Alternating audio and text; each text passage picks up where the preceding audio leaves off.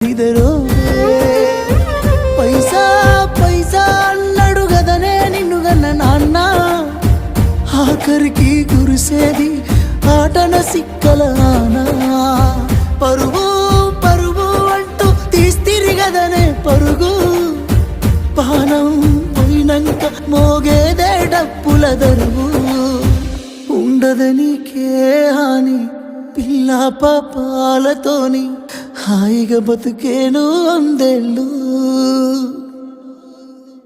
నువ్వు పూలు అల్లుకొని పోతున్నవే అత్తగారింటికి